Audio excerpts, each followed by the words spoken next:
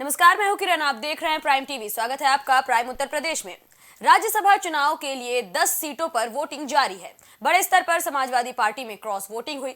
सपा के पुराने और कद्दावर नेता दूसरे पाले यानी बीजेपी के साथ खड़े दिखाई दिए। इस मुद्दे पर हमारे संवाददाता ने विधायक रविदास मेहरोत्रा से बातचीत की तो उन्होंने कहा कि बीजेपी ने लोकतंत्र की हत्या की है। इसके साथ ही उन्होंने बीजेपी पर ईडी सीबीआई का इस्तेमाल करने का आरोप भी लगाया है।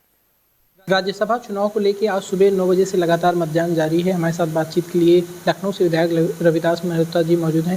सर, समाजवादी पार्टी के कई विधायकों ने आज क्रॉस वोटिंग कर दी है। सर, इस पर क्या कहेंगे?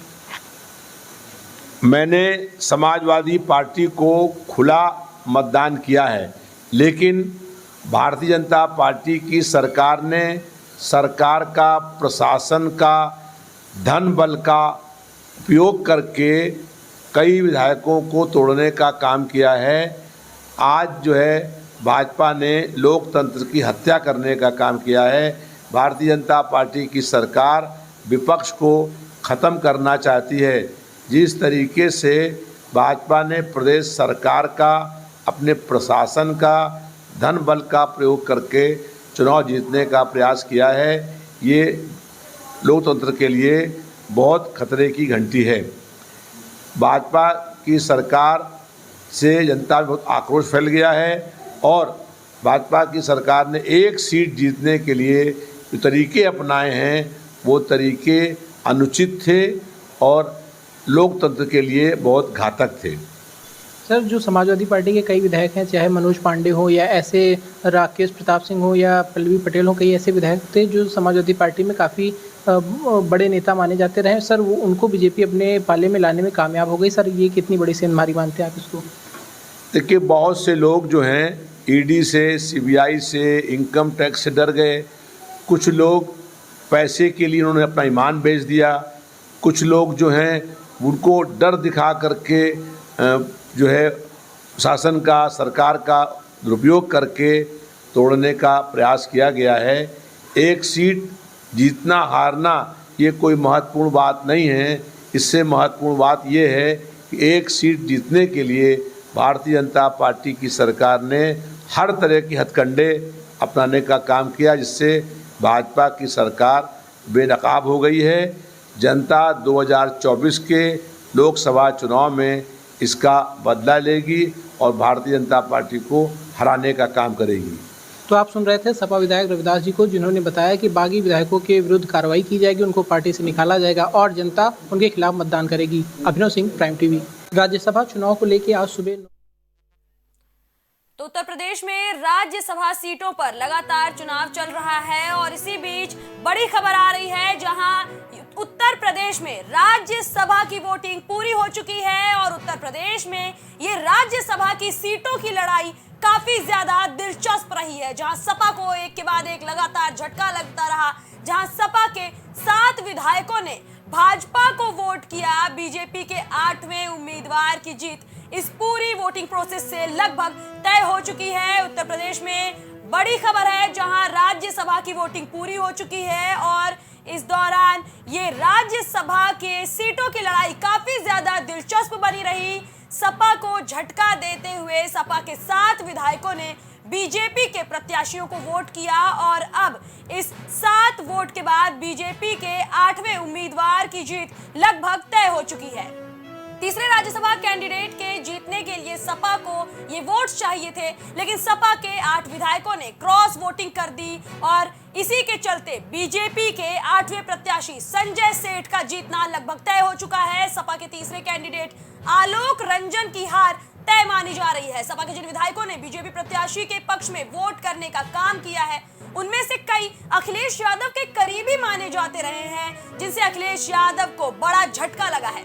सपा के 7 विधायकों ने क्रॉस वोटिंग करने वालों में राकेश पांडे, मनोज पांडे, विनोद चतुर्वेदी, अभय सिंह, राकेश प्रताप सिंह, पूजा पाल, महाराजी प्रजापति और आशुतोष मौर्य का नाम शामिल है। उम्मीद जताई जा रही है कि इन्हीं 8 विधायकों ने बीजेपी के पक्ष में मतदान किया है। इन विधायकों ने राज्यसभा चुनाव में अपनी पार्टी को धोखा देते हुए बीजेपी प्रत्याशी के पक्ष में वोट किया है।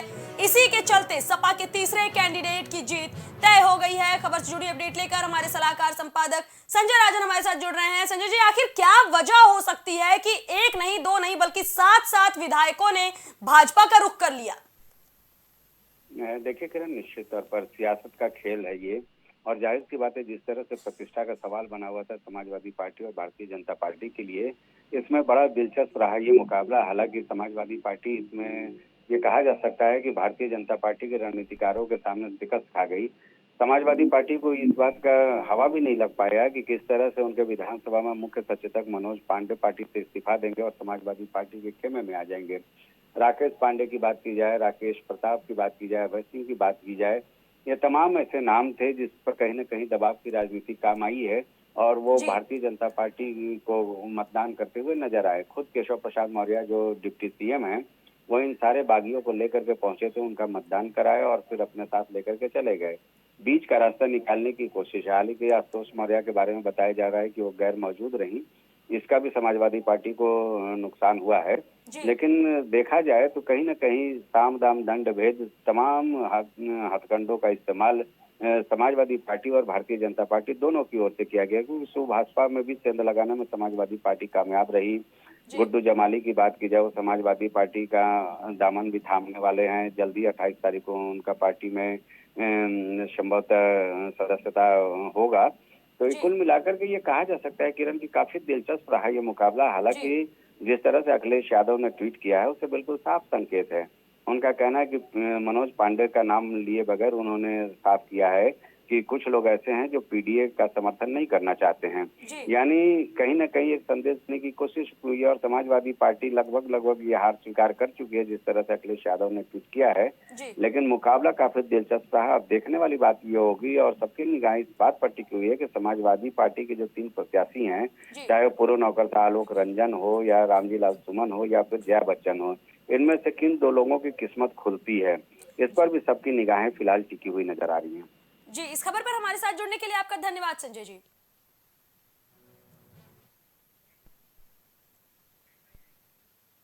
जालौन के कालपी से सपा के बागी विधायक विनोद चतुर्वेदी के खिलाफ सपाइयों का गुस्सा फूट पड़ा।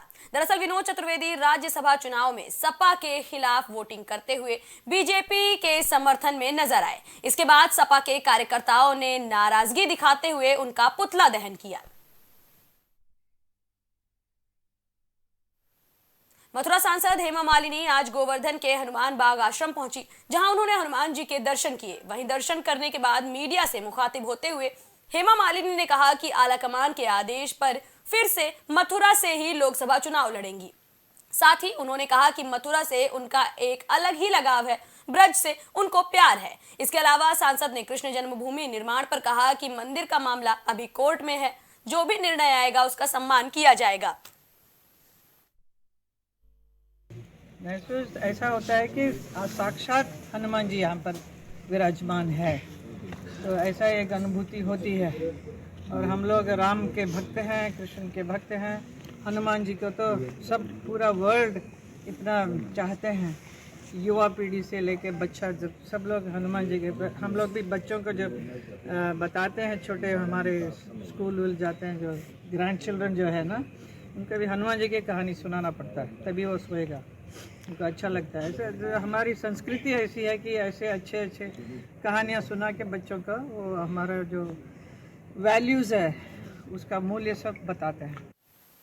उत्तर प्रदेश सरकार भ्रष्टाचार को लेकर सख्त है, बावजूद इसके कई कर्मचारी सरकार की मंशा पर पलीता लगा रहे हैं। ताजा मामला सिद्धार्थनगर से आया है, जहां आदर्श नगर पंचायत डुमरियागंज बैदौला से औसानपुर तक सड़क बनाई जा रही है। इसमें स्वीकृति बोर्ड न लगने की वजह से अब ग्रामीणों ने भ्रष्टाचार का आरोप लगाना शुरू कर दिया है।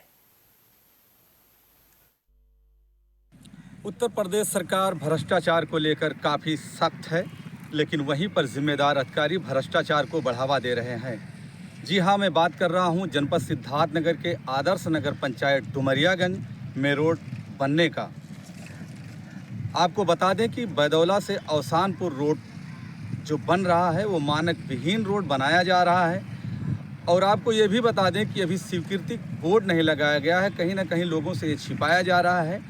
जब रोड बनाया जाता है तो उस रोड का मानक क्या है, रोड का कार्य योजना क्या है, कितनी लागत से इस रोड को बनना है, लेकिन बोर्ड अभी तक नहीं लगाया गया। कहीं ना कहीं अधिकारी की साफ तौर पर लापरवाही सामने नज़र आ रही है। जब यहाँ के लोगों से हमने बात किया तो बताया कि कुछ दूर अभी रोड बना के छोड़ दिया गया है, जो रोड आज ही से टूट रही है। हम ये कहना चाहते हैं कि ये बैदौला चौराहे से अवसानपुर रोड आज 5-7 साल से इतना खराब था कि इस सड़क पर पानी गांठ भर भरा रहता था और यहाँ के शासन प्रशासन की लापरवाही से बैदौला चौराहे के लोग इतना झेल रहे हैं कि उनका चलना दुश्वार हो गया है। पहला नंबर तो यह है कि बैदौला चौराहे से अवसानपुर जो नाला बन रहा है ये इतना ख़राब है कि चौराहे तक मिला ही नहीं है और इसको मिलना चाहिए चौराहे से लेकर के अवसानपुर तक, ताकि पानी यहाँ का बरसात का या गांव का या घर का पानी नाले में चला जाए। और कुल टूटत पूरा गिट्टिया निकल चला जाता है। एक सड़किया नहीं शुद्ध बनाए हैं कि मेरा शुद्ध बनाया रहा है, पूरा निकला जाता है गिट्टिया। झाड़ू लगा जा कुल खाली गिट्टिया निकला था, खाली गिट्टिया निकला था। अभी कितना दिन पहले ये रोड बना है? अरे अभी 1 महीना नहीं शुद्ध भावा है और गिट्टी निकले लगा जैसे 1-2 साल रहे चाहिए तो कभी 1 महीना 1.5 महीना नहीं भा और गिट्टी कुल निकला जाता, कुल टूटा सा सड़क जा देखो एक नहीं सही। आने वाले बरसात तक ये रोड पूरी टूट जाएगी और पुरानी रोड की स्थिति जैसी ये रोड हो जाएगी। मज़े की बात तो ये है कि संसदीय क्षेत्र डुमरियागंज है, जहां पर सांसद जगदम्बिका पाल 2009 में कांग्रेस से सांसद रहे, लेकिन सत्ता पक्ष बीजेपी के सांसद 2014 में हुए। 2019 में भी सांसद जगदम्बिका पाल सांसद हैं और मौजूदा विधायक यहाँ से सैयदा खातून है, लेकिन किसी की निगाहें इस रोड पर नहीं पड़ी। जिस तरीके से यहाँ की जनता पूरी तरीके से झेल रही है। यहाँ के लोगों ने बताया कि इस बार अगर चुनाव से पहले इस रोड का कार्य नहीं पूरा हुआ तो इस बार हम लोग वोट नहीं देंगे। अब ये तो आने वाला वक्त बताएगा कि यहाँ की जनता क्या कुछ करेगी। कौशाम्बी के भरवारी कस्बे में पटाखा फैक्ट्री विस्फोट मामले में जांच के आदेश के बाद सीओ, एसडीएम सहित भारी पुलिस फोर्स घटनास्थल पर पहुंची। आपको बता दें, पटाखा फैक्ट्री में हुए विस्फोट में फैक्ट्री मालिक सहित 7 लोगों की मौत हो गई थी, जिसके बाद भरवारी कस्बे में पटाखा फैक्ट्री चला रहे दूसरे लोगों के घरों के ताले तोड़कर जांच की गई। जांच टीम ने जांच के दौरान दुकान में पटाखे भरे हुए मिलने पर इन सभी को जब्त कर लिया और नष्ट कराने की कोशिश में जुटी हुई है। देखिए, 2 दिन पहले जो भरवारी में दुखद घटना घटित हुई थी, जिसमें 7 लोगों की दुखद मृत्यु हो गई थी, उसी के दृष्टिगत मुकदमा भी पंजीकृत हुआ था और उसी के दृष्टिगत आज भरवारी कस्बे में पूरी फोर्स के साथ एसडीएम सिराथू भी मौजूद थे और फायर की टीम भी मौजूद थी। उनके साथ संयुक्त रूप से दबिश दी गई, चेकिंग किया गया। बहुत सारे इलीगल पटाखे स्टोर थे, उनको बरामद किया गया। उनकी फर्द भी बनाई जा रही है, उसी आधार पर मुकदमा भी पंजीकृत कराया जाएगा और इसमें अन्य जो आवश्यक कार्रवाई है वो की जाएगी। मथुरा में आम आदमी पार्टी के जिला अध्यक्ष भगत सिंह के नेतृत्व में डीएम को ज्ञापन सौंपा गया। राज्यपाल के नाम लिखे गए इस ज्ञापन में पुलिस भर्ती परीक्षा में पेपर लीक करने वाले सभी दोषियों को जल्द से जल्द गिरफ्तार करने की मांग की गई है। वहीं आरओ परीक्षा पेपर लीक की हाईकोर्ट की निगरानी में जांच कराने की मांग भी की गई है। बार बार पेपर लीक की घटनाएं हो रही हैं यूपी सरकार में। 2 बार पेपर हुए, दोनों बार पेपर लीक हुए। ये लोग आम जनमानस को रोजगार देने की बात करते हैं और जो सरकारियां भर्ती इन्होंने एक साथ जो निकाली 60,000, ये क्रम वाइज भी निकाल सकते थे, सारी इकट्ठी करके चुनाव के टाइम पर निकाली और उसके बाद पेपर लीक इनकी एक जानी मानी सोच होती है जिसे 6 महीने से टाल दे कहने का। और जो बच्चे पेपर देते हैं उनसे इन्होंने फार्म के पैसे लिए। इससे जो लड़के हैं जो उत्साहित होते हैं नौकरी के लिए, और अब ये 6 महीना में बहुत लड़के ओवरेज हो जाएंगे। अगर ये 6 महीना पीछे भर्ती कराएंगे तो 6 महीना में काफ़ी लोग ओवरेज हो जाएंगे, काफ़ी बच्चे। तो हमारा कहना यह है कि ये 10-15 दिन में दोबारा से इस पेपर को इसी तरीके से करा जाए और पेपर लीक ना हो। 17-18 फरवरी को परीक्षा हुई थी पुलिस भर्ती की, उसमें पेपर आउट हुआ था। हम ये मांग है कि जल्दी से जल्दी अपराधियों को पकड़ा जाए। इसके साथ में ये सुनिश्चित किया जाए कि आगे जो भी परीक्षाएं हों वो लीक ना हो किसी भी तरीके से। आप जानते हैं 48 लाख बच्चों ने परीक्षा दी थी, पूरा के पूरा परिवार परीक्षाओं की तैयारी करता है, लोगों का पूरा भविष्य दांव पर रहता है। कितने हतोत्साहित होते हैं वो बच्चे जो मेहनत कर रहे होते हैं, अच्छे लगन से पढ़ रहे होते हैं, जब उन्हें पता चलता है कि पेपर आउट हो गया है और फर्जी तरीके से कुछ लोग हाईजैक करने की कोशिश करते हैं नियुक्तियों को। तो हमारी मांग है कि ऐसा ना हो और सरकार इस पर बहुत सख्ती से एक्शन ले और ये सुनिश्चित करे कि आगे जो भी परीक्षाएं हों, भर्ती परीक्षाएं हों, उनमें ये पेपर लीक जैसी घटनाएं ना हो। अमरोहा के नौगावा सादात थाना इलाके में एक गर्भवती की कई टुकड़ों में एक बंद बोरे में लाश मिलने से सनसनी फैल गई। ग्रामीणों ने मामले की जानकारी तुरंत पुलिस को दी। घटना की जानकारी मिलते ही मौके पर पहुंची पुलिस ने शव के टुकड़ों को कब्जे में लेते हुए शिनाख्त कराने की कोशिश शुरू कर दी है। बताया जा रहा है फिलहाल युवती की शिनाख्त नहीं हो पाई है। बांदा में कोतवाली क्षेत्र के महेश्वरी माता मंदिर में चोरी करते हुए एक युवक को ट्रस्ट पदाधिकारी के बेटे ने पकड़कर पुलिस के हवाले कर दिया। बताया जा रहा है कि ट्रस्ट के उप प्रबंधक विष्णु कुमार दीक्षित ने दी गई तहरीर में बताया है कि मंदिर प्रांगण से चढ़ावे के लिए आई पीतल की मूर्तियों को चोर ने पार कर दिया। वहीं आरोपी के पास से एक मूर्ति बरामद की गई है और 2 मूर्तियां गायब हैं। 6 बजे शाम को हम कार्यालय से गए जी, जब क्योंकि राधा दीदी आ गई तो शाम को अपना औरतों का प्रोग्राम होता रहता तो बैठ गई। उसके बाद लौंडा आया चोर और पता नहीं कितनी समय अंदर घुस गया। उसने क्या किया क्या ना किया। जब हम सुबह आए तारा खुलवाया, जब तारा खोल के देखा तो वहाँ जो है पूरी गुल्लक गायब। अच्छा, तो सामान गायब। तो क्योंकि वकील साहब हम आए हैं मतलब उनके, तो उनसे उन्हीं के पास खड़े होकर हमारी बातें होती रहीं। तो छोटू को दी गई चाबी की तारा खोल के और गोलक जो है देविल के दोनों साइडों में धर दो। जब आए तो पता लगा एक गोलक कांच की धरी है, एक गोलक गायब। महिला शिक्षक संघ के स्थापना दिवस के मौके पर कानपुर में निपुण भारत शिक्षक संगोष्ठी का आयोजन किया गया। इस मौके पर संघ को प्रदेश सरकार से मान्यता मिलने का जश्न भी मनाया गया। यहां कानपुर नगर के ब्लॉक अध्यक्ष सहित कई पदाधिकारियों ने कार्यक्रम में शिरकत की। वहीं इस कार्यक्रम में जिला अध्यक्ष रुचि त्रिवेदी और जिला कार्यकारिणी ने दीप जलाते हुए संगोष्ठी का शुभारंभ किया। आज ये संगोष्ठी उत्तर प्रदेश महिला शिक्षक संघ स्थापना दिवस मनाने के लिए रखी गई है। हमारे उत्तर प्रदेश महिला शिक्षक संघ 8 फरवरी 2021 को शुरू हुआ था और उसी के उपलक्ष्य में ये संगोष्ठी रखी गई है। और आज ये खुशी हमारी दोगुनी हो गई है क्योंकि हमारे संगठन को मान्यता मिल गई है। हम लोग अब 3 सालों से काम कर रहे थे, हमारा रजिस्ट्रेशन था लेकिन हमारे संगठन को मान्यता नहीं थी, तो अब हमें मान्यता भी मिल गई है और इसी के उपलक्ष्य में ये संगोष्ठी रखी है। सहारनपुर में थाना मंडी क्षेत्र के प्रतापनगर में मौजूद एटीएम से पैसे निकालने आई गर्भवती महिला की उसके पति ने गोली मारकर हत्या कर दी। वहीं पत्नी की हत्या करने के बाद आरोपी जीशान ने घर जाकर अपने छोटे भाई को भी गोली मार दी। बताया जा रहा है कि अवैध संबंध के शक में आरोपी ने वारदात को अंजाम दिया, जिसमें पत्नी की मौत हुई है और भाई की हालत गंभीर है। दूसरी ओर पुलिस का कहना है कि आरोपी फरार है, उसे जल्द ही गिरफ्तार कर लिया जाएगा। जी हाँ, सुबह 8:30 बजे से 9 बजे के बीच में ये 2 घटनाएं हुई हैं। एक तो मंडी थाना क्षेत्र में मंडी समिति रोड पे एक एटीएम है, वहाँ पर एक युवती को गोली मार दी गई थी। युवती की शिनाख्त आलिया के नाम से हुई है, जिसकी उम्र 35 से 36 वर्ष है। उसी के पति ने, जिसका नाम जिशान है, उसने उसको गोली मारी है। ये सीसीटीवी फुटेज में साफ साफ दिख रहा है।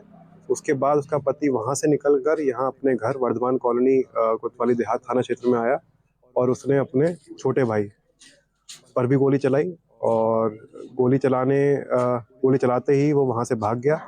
और जो छोटी भाई की गोली चलाई है वो भी खतरे से बाहर है, उसकी गर्दन से टच होते हुए गोली निकली है। अभी टीमें बना दी गई हैं और ये जो अभियुक्त है हमारा जिशान, उसको पकड़ने के लिए टीम बना दी गई है और मेरा मानना है कि बहुत जल्दी ही इसको हम अपनी गिरफ्त में ले लेंगे। शाहजहांपुर के कांठ थाना क्षेत्र में बड़ा हादसा हो गया। बताया जा रहा है कि गांव वरेंडा से परीक्षा देने के लिए बच्चे जैतीपुर जा रहे थे, तभी स्टेट हाईवे जरावा के पास तेज रफ्तार कार का टायर फट गया, जिससे कार बेकाबू होकर पेड़ से टकरा गई। टक्कर इतनी भीषण थी कि कार के परखच्चे उड़ गए। वहीं कार सवार 2 छात्र और 2 छात्राओं की मौके पर ही मौत हो गई। बताया जा रहा है कि इस हादसे में कार ड्राइवर सहित 7 बच्चे घायल हुए हैं। शाहजहांपुर के थाना कांठ क्षेत्र के अंतर्गत ग्राम जरावन में आज सुबह एक इको गाड़ी जिसमें कि 10 छात्र छात्राएं सवार थी जो परीक्षा देने के लिए जैतीपुर जा रहे थे, उस गाड़ी का अचानक अगले पहिए का टायर बस्ट हो जाने से गाड़ी अनियंत्रित होकर खाई पलट गई, जिसमें कि 4 छात्राओं की 2 छात्र 2 छात्रा की मृत्यु हो गई है। 6 लोग इंजर्ड हैं, जिनका कि जिला अस्पताल शाहजहाँपुर में इलाज चल रहा है। अग्रिम विधिक कार्रवाई की जा रही है। आजमगढ़ में शहर कोतवाली पुलिस को बड़ी सफलता मिली है, जहां पुलिस ने चेन स्नैचिंग और लूट की वारदात को अंजाम देने वाले गिरोह के सदस्य को मुठभेड़ के दौरान गिरफ्तार किया है।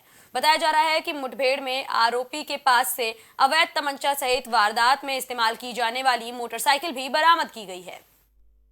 थाना कोतवाली की टीम के द्वारा एक अभियुक्त को गिरफ्तार किया गया है। इसका नाम शोभित उर्फ कल्लू गौतम पुत्र गोविंद, निवासी दुधली पोस्ट झिंझाना, जनपद शामली। इसकी उम्र लगभग 26 साल है, इसके रूप में हुई है। उपचार के लिए इसको जिला अस्पताल भेजा गया है। इसके पैर में गोली लगी थी। इसके कब्जे से एक देसी तमंचा, खोखा कारतूस, जिंदा कारतूस, 30,000 रुपए जो इन्होंने चेन छीनी थी, उसके बदले में जो इनको पैसा मिला था उसका हिस्सा और मोटरसाइकिल बरामद हुई है। फिलहाल प्राइम उत्तर प्रदेश में इतना ही। देश दुनिया से जुड़ी तमाम खबरों के लिए देखते रहिए प्राइम टीवी।